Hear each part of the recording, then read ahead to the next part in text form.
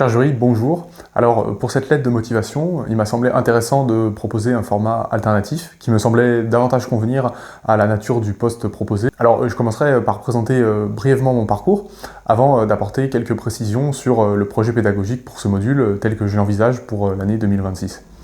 Donc je suis issu d'une formation en sciences politiques. Je me suis spécialisé en master en enseignement-recherche en philosophie politique.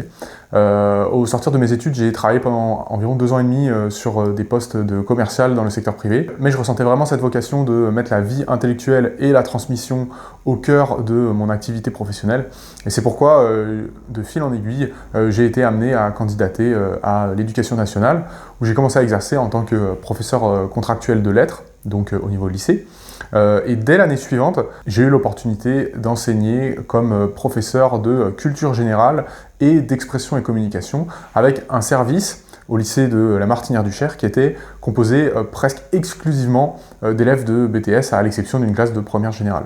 Je me suis rapidement rendu compte qu'il y avait de profondes affinités entre mon parcours en sciences politiques et l'enseignement de ces modules, ce qui allait me permettre de proposer une offre peut-être plus innovante, ou en tout cas davantage en résonance avec les besoins et les aspirations des étudiants pour ce module. En parcourant la fiche du poste que vous avez publié, je me suis reconnu dans une exigence que vous mentionnez, c'est celle de donner un enseignement qui soit véritablement pratique. Et ça, c'est quelque chose que j'ai remarqué en termes de besoins chez mes étudiants, c'est que non seulement ceux-ci aspiraient vraiment à développer leur capacité d'expression orale, une véritable aisance oratoire, mais aussi certains d'entre eux, un certain nombre, présentaient un véritable besoin en termes de remédiation à l'écrit. Puisque nous sommes désormais sur des générations d'étudiants qui ne sont plus, comme ils pouvaient l'être autrefois, systématiquement de fervents lecteurs qui ont davantage besoin de renouer ce lien avec la pratique de l'écrit. Le défi auquel je me suis trouvé confronté, c'était de maintenir une certaine exigence intellectuelle sans verser dans un enseignement par trop littéraire, théorique, qui produise un décrochage des étudiants par suite d'une inadéquation avec leurs préoccupations et leurs besoins réels. La solution que j'ai développée peu à peu consistait à trouver des contenus et des activités qui entrent vraiment en résonance concrète avec les préoccupations des étudiants. Par exemple, j'ai sélectionné un certain nombre de thèmes sociopolitiques qui étaient susceptibles de toucher vraiment la sensibilité de jeunes actifs et de citoyens dans un monde riche en mutations de toutes sortes. Par exemple, des thèmes comme ceux de la transition énergétique, comme ceux des rapports entre consommateurs, instances régulatrices et industrie agroalimentaire.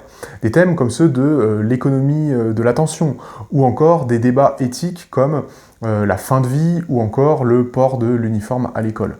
Et puis, sur le plan des formats, je me suis vraiment attaché à sélectionner des formats brefs, mais denses, principalement des vidéos extraites de reportages ou de conférences d'experts, mais aussi des brochures de presse qui permettaient aux étudiants, sur la base d'une courte introduction, de développer, en mobilisant aussi leurs connaissances préalables, sur un sujet contemporain. Sur le plan des activités, je me suis inspiré de ce qui se faisait en préparation pour les concours d'éloquence, par exemple avec des plaidoiries simulées sur des cas de droit pénal simplifié. Et peu à peu, au cours de l'année, j'ai essayé d'intégrer davantage de codisciplinarité en sollicitant mes collègues enseignants dans les majeurs pour que les spécialités des étudiants puissent être importées dans les cours d'expression. Et c'est d'ailleurs quelque chose que j'aimerais avoir l'occasion de développer davantage si je suis sélectionné pour ce poste en 2026.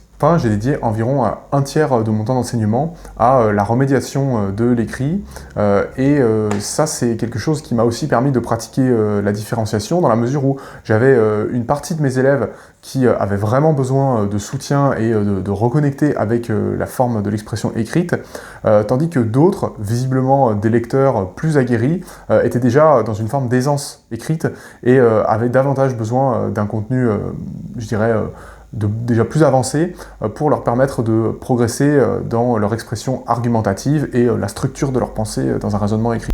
Dernier volet que j'aimerais développer pour une future année scolaire sur ce module, ce serait de proposer une introduction aux méthodes de création digitale, donc concrètement la production de vidéos destinées à être partagées avec des clients, des employeurs.